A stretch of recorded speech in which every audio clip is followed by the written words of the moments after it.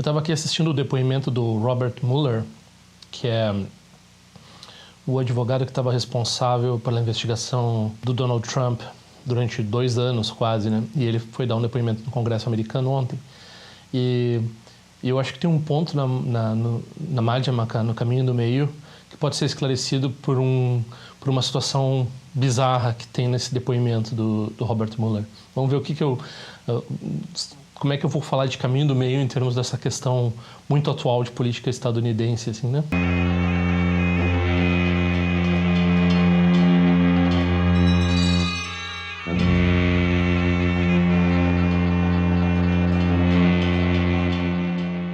Então, situando as duas situações aqui, a gente tem... no Tibete surge uma investigação com relação a uma polêmica entre 2 interpretações do caminho do meio. O Dalai Lama chama essas duas vertentes, né, de negativa não afirmativa e negativa afirmativa. Puxa, a gente lê isso a primeira vez num livro do Dalai Lama e fica extremamente confuso por que ele está falando dessa forma extremamente filosófica, né? Então, essas 2 escolas, a negativa afirmativa seria a Svatântrika, né? Que literalmente quer dizer uma escola do raciocínio autônomo, ou alto fio de raciocínio, um fio de raciocínio alto, que se auto-engendra, ou que se auto-confirma, ou que se confirma por si só, né? Essa palavra, Tantra, né? Essa palavra é muito profunda, tem a ver com linhagem, tem a ver... Aqui no caso é o fio de raciocínio, né? Então, é um fio de refutação. Nós estamos falando de vacuidade, estamos falando de caminho do meio, né? Então, nós estamos falando assim, é o fio da refutação da existência inerente, né? Da existência. Então, como é que a gente faz a refutação? Reconhece a vacuidade, a gente refuta a existência. Então, a Svatântrika tem um raciocínio que leva à refutação da existência, e esse raciocínio, segundo o Dalai Lama, é um raciocínio afirmado, né? Aí isso está colocado em contraposição a quem? Qual é a outra forma de Madhyamaka, de caminho do meio? É a Prasangika, que é traduzido como consequencialista. Os consequencialistas, eles só usam redução ao absurdo. Então, se você chega com um argumento para eles prevendo que algo exista, eles dizem não vai funcionar por isso, por aquilo. E eles não guardam nenhuma tese com relação à natureza real das coisas. Eles apenas refutam todas as teses que são apresentadas, né? Então, bom, complica a situação pelo seguinte: todas as formas de budismo tibetano dizem que são prasangika. Todas elas concordam em dizer que a prasangika é superior, e todas elas concordam em dizer que elas mesmas defendem a posição prasangika. Porém, o que exatamente quer dizer a visão prasangika para cada escola varia. Então tem muita disputa entre, digamos, Nyingma e Geluk. Aí a discussão não é se prasangika ou svatântrika é superior. A discussão é quem é que é mesmo prasangika e quem é que está dizendo, e quem que é que no fundo está afirmando a posição svatântrica, né? E uma diferença que é bem pontual entre essas 2 visões, particularmente a Nyingma e a Geluk, é que na Geluk a prasangika é superior à svatântrica, ela é refutada, então ela não tem uso, né? E na Nyingma, a Nyingma tem uma prasangika que aceita a svatântrika, aceita essa visão svatântrica como convencional. Então a gente estava falando da Yogacara, né?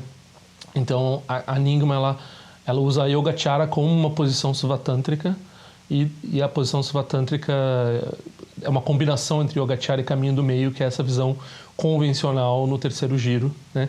A gente chama Madhyamaka, Svatântrika e Yogacara, ou Madhyamaka, Yogacara e Svatântrika, né? Combina as 3 escolas, assim, né? E os eruditos Gelug dizem, não, isso daí tá muito bagunçado, não pode, tá querendo agradar todo mundo, né? Não pode. Então, o que isso tem a ver com... O que essa discussão aí com esses nomes esquisitos no budismo, que no fundo quer dizer basicamente se você pode expressar a vacuidade em palavras, no sentido de explicar ela como uma tese, ou se você tem que chegar à vacuidade pela que chama em filosofia via negativa, né? Então você elimina todas as ignorâncias, e daí o que se revela é a vacuidade. Então tem uma via positiva que é explicando o que são as coisas, e daí tu diz, a vacuidade é assim, então é assim que são as coisas. E tem uma via negativa que é assim, tudo que você diz está errado, e daí você reconhece no que não é dito, né? A Prasangika, ela tem um viés, a gente usa a palavra não conceitual, mas ela é não conceitual nesse sentido Wittgensteiniano, assim, de realmente não é que seja uma coisa assim mística, ninguém tem acesso. É uma coisa que não é, por definição, não expressável, né? Então, por exemplo, um objeto que é não dual. Se é não dual entre sujeito e objeto, não pode ser um objeto. Mas a gente fala, ele lá é um objeto não dual. Sabe, tem uma contradição em termos, assim, ou o limite do espaço. Se o espaço tem limite, então o que tem depois é mais espaço. Qual é o limite do espaço? Se o espaço tem esse tipo de antinomia, Kant usa a palavra antinomia, eu sempre fico confuso com esse uso dessa palavra. Então, a expressão da vacuidade é uma contradição em si, segundo a Prasangika. Então, não há uma tese. Aí o Dalai Lama sempre menciona Nagarjuna, que ele diz assim, o Nagarjuna tem um verso, né, que diz, eu me prostro ao Buda, que foi aquele que não tinha teoria nenhuma, que não tinha tese nenhuma, que não fazia afirmação. Ele não dizia como as coisas eram. O Buda, ele apenas dizia como as coisas não eram, e daí você via por si mesmo como as coisas eram, né? Então, o filósofo Prasangika, ele apenas usa o que o interlocutor traz e vai refutando se precisa ser refutado, né?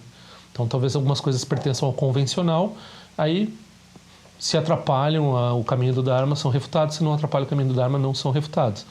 Mas com relação ao definitivo, tudo é refutado. Tudo que pode ser expressado é refutado, e o definitivo só é percebido não conceitualmente, né? Então, o que isso teria a ver com essa situação do Robert Mueller nos depoimentos que ele deu para o Congresso, né? Ele fez um dossiê, né? O dossiê demorou um tempão, assim.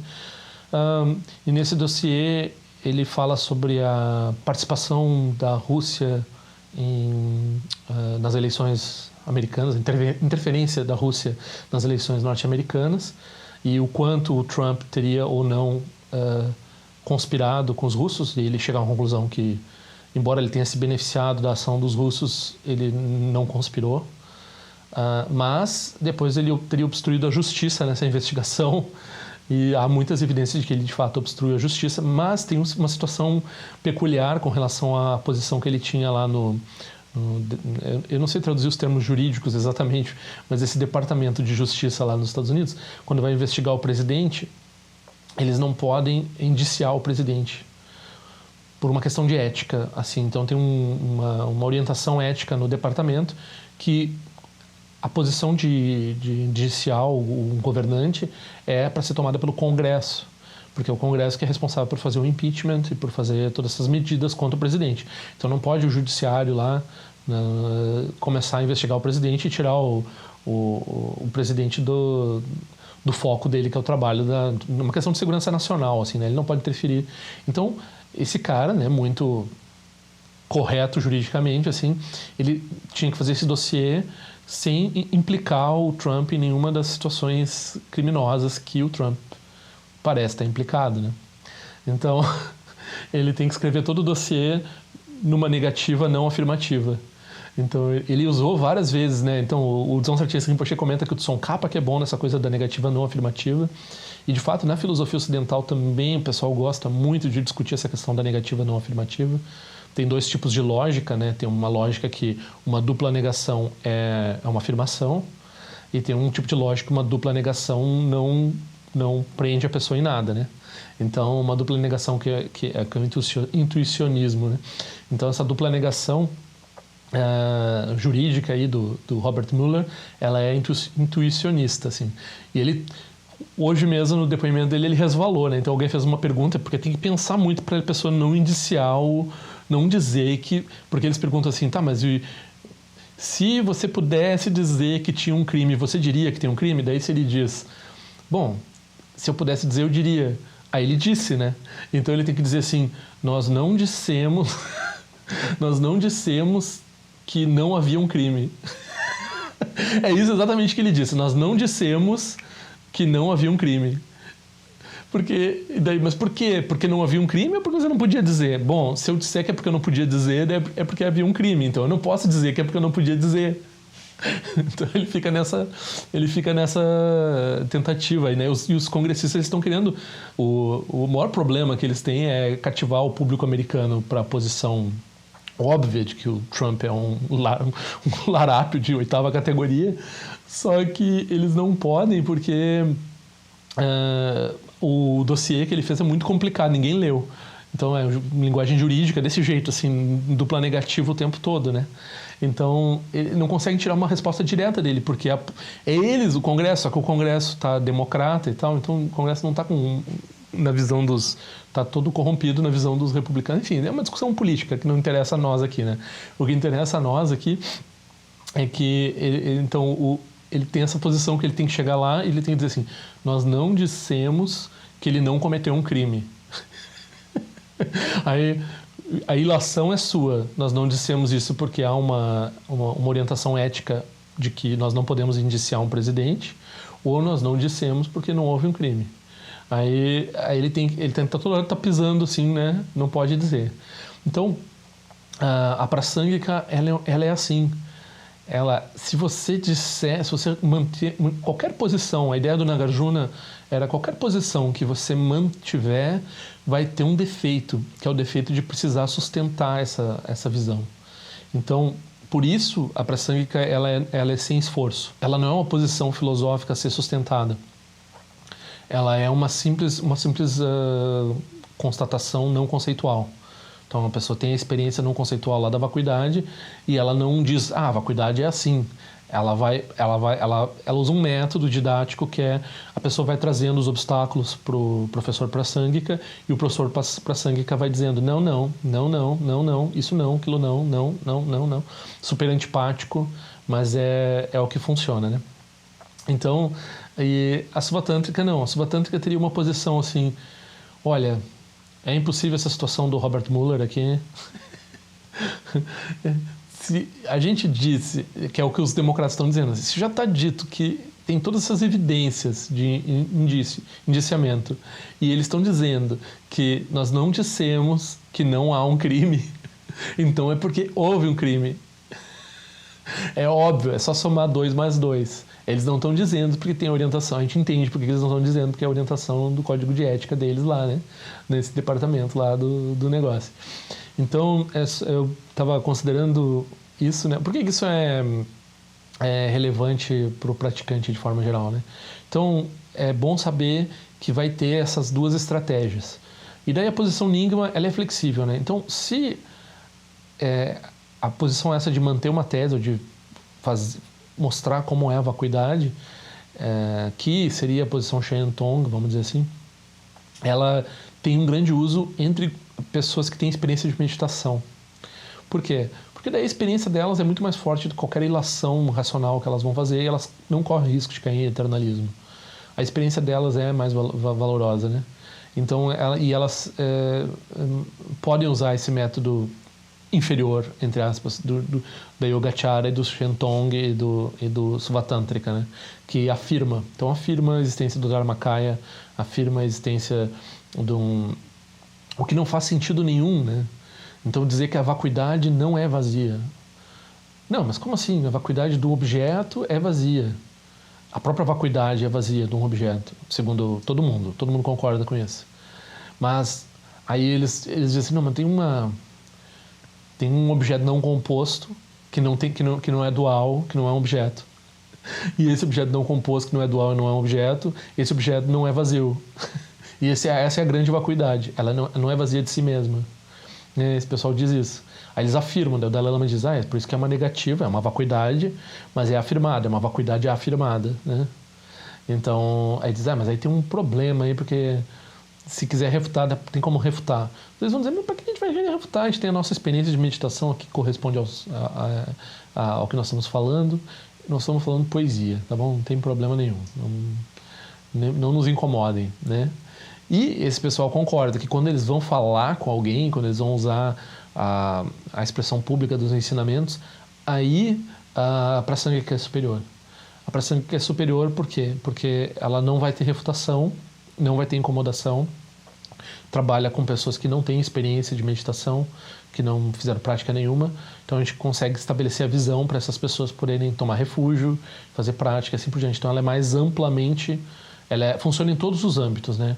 E daí quando vai chegar nesse pessoal da Svantântrica que afirma que tem um negócio, diz, não, tá, esse negócio que vocês estão falando que existe um objeto que é não dual, então ele não tem então ele está existindo de forma independente, mas também não tem mais nenhuma outra coisa e ele é não composto. Então esse negócio de vocês aí não dá para entender, então deixa para lá. Eles dizem é não conceitual, pronto, está resolvido, né? Vocês estão falando porque vocês gostam de falar poesia, né? Então tem até acho que um voto porque tem uma situação no Tantra que o Tantra usa essa palavra antinomia de novo, mas daí no sentido de fazer tudo o inverso, né? Então tem uma instrução nos Tantras da pessoa cometer as não virtudes, as 10 não virtudes, né? Aí a pessoa, nossa, mas como assim, né? Tipo, matar? Aí, matar, isso vai ser positivo no Tantra, não sei o quê. Aí tem uma explicação que isso é simbólico, né? Então matar é remover todos os obstáculos, por exemplo. Então todos os obstáculos que surgem na mente, ou todos os pensamentos obsessivos, a pessoa consegue destruir eles, né? Então é ação irada. E daí tem quando vai falar em fala inútil, a fala inútil é expressar os ensinamentos. Por que é inútil? Porque por causa desse motivo aí do Svatântrika e do Prasangika. O Prasangika ele não expressa, ele só usa o que o outro, então ele não tem defesa, né? Agora o outro, o Svatântrika tá blá blá blá, o Iskasachê, blá blá blá, o Iskasachê, e daí as pessoas entendem tudo errado, entendem de várias formas e produzem todo tipo de problema e transformam em eternalismo, transformam em niilismo. Você abre a boca, né? Jigme Lingpa falou, você abre a boca, você cai em contradição. Então, aí estou fazendo essa magia aqui de usar a antinomia no sentido kantiano e usar a antinomia no sentido tântrico, né? Antinomia que é romper as normas no sentido tântrico e no sentido kantiano é uma coisa assim, tipo o limite do espaço, né? É uma contradição, um conceito autocontraditório, né? Como o budismo considera a substância ou espaço, inclusive, né? Então, é bastante coisa para refletir, né? Então, falar inútil ou mentir, né? As não virtudes de fala que daí eles vão dizer, não, você faz isso. Aí não é mentir para enganar os seres, não é mentir, não é fala inútil para fazer as pessoas perderem tempo. É uma visão profunda do que os ensinamentos todos, quando eles são expressos, eles têm contradição. Quando eles são falados, eles são mentira. Porque eles não podem, eles são um dedo que aponta a lua, né? Eles não podem revelar a experiência correspondente, né? Então, como eles estão... daí se usa a palavra secreto, né? Então, a pessoa fala, blá, blá, blá. Aí, ninguém entende, né? O que a pessoa está dizendo. Normal. Assim, olha... é normal ler um livro de Dharma, ouvir um ensinamento e ficar pasmo, assim, porque não... É muito profundo, né? Então, é auto-secreto. Aí tem um segundo problema que é quando a pessoa entende errado, né? A pessoa ouve, daí transforma aquilo em eternalismo. É muito comum transformar em eternalismo. Aí quando transforma em eternalismo vai ter todo problema, assim. Aí tem antídoto para todo esse tipo de coisa. Algumas coisas são problemáticas o bastante para a gente não falar delas, né? Até essa questão aí das não virtudes, mas aí eu estou explicando, né? Então, elas têm uma dimensão simbólica, essas antinomias, né? Então, quando eles dizem assim, não, você mata, você comete as não virtudes. Só que as não virtudes daí elas ganham cada uma delas uma explicação ligada aos ensinamentos, assim, né? Matar é remover os obstáculos, falar inutilmente é expressar a natureza incondicionada, a natureza inexpressável. Então os lamas é muito bonito, daí eles terminam a fazer uma poesia linda, assim, expressando coisas muito lindas, com uma terminologia fantástica do Dzogchen, do Vajrayana, do Mahamudra, Prajnaparamita, assim, de um jeito profundo, assim, daí no fim, assim, no dia tal, blá, blá, blá, registrei as palavras que surgiram na minha mente, porque eu estava como se fosse bêbado. O balbuciar de um louco foi registrado, não sei o que, né? Eles dizem assim. Então é a prática de humilífico, mas ela ainda também tem esse aspecto aqui de que quando está falando essas coisas muito profundas, sempre tem esse detalhe aí, né? Então, para quem está acompanhando, eu não sei se aqui no Brasil o pessoal acompanha a questão do Robert Mueller.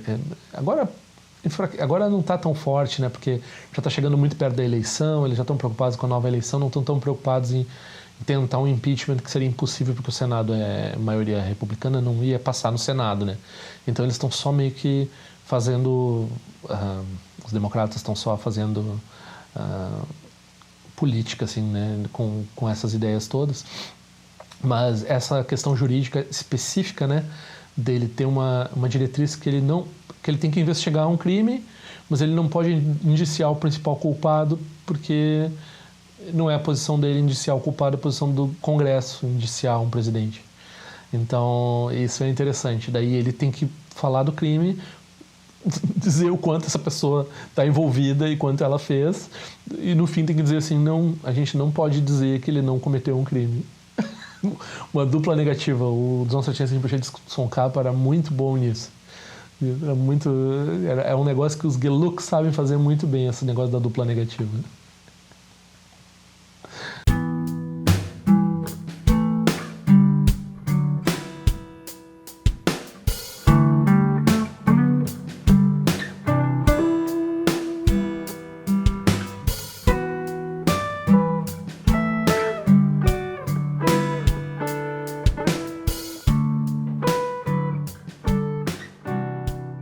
Então, assine meu canal. Se quiser, clica naquela sinetinha que faz a notificação chegar.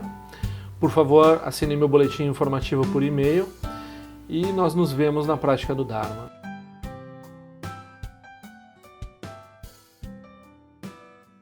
Ao longo de minhas muitas vidas e até este momento, todas as virtudes que tenho alcançado, inclusive o mérito gerado por essa prática e todas as que vier a conseguir, ofereço para o bem-estar dos seres sencientes.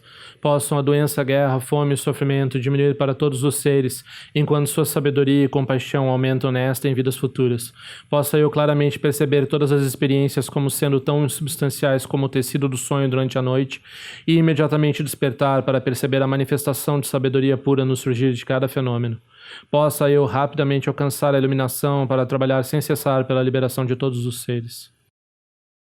Ganirawe Korajin Kazumbana Dewa Malujin Wene Jerezi Wantejin Jazo Eza Peka Jabadu Tenjo Chi Om Sochi Jamin Jabene Jana Sawa Kunchatu Jeo Zetari Baben Jondo Toderu Bemoni Jogizazu Datu Tenjo Chi Chime Kunye Pema Samba Wasa Sona Jante Senu Pai Garji Wanshu Juki Trupiko Kusese Shin Sesinda Shin Shua Jingme Tuju Trupanangi Wancho Tuno Trupantenor Buyen Neko Pomulura Sane Lundu Dileta Tenjo Chi Peme Jason Peme Rizo Jepeme Dan Laji Kusesu Wan Pema Choji Drama Rizo Jindoni Beme Lunji Drujo Chi Pendenju Wane Jumbo Demba Yori Nepa Dan Demba Zimbe Jebonan Kusenja Sentenjo Chi do Sanjay Guru Rinpoche Ngando Kundate Wachi Boja Apache Kusatu Tuta Pasal So Adev So Jinje Lap So Shinan Sangwe Baje Jowa Dan Zambalon Jeru Pajen De Loba Ma Hon Baja Guru Pema Sede Ken Loja Zon Reloja Zan Lisa Sun Chapa Pedro Jusho Sunangwa Damira Do Sungele Show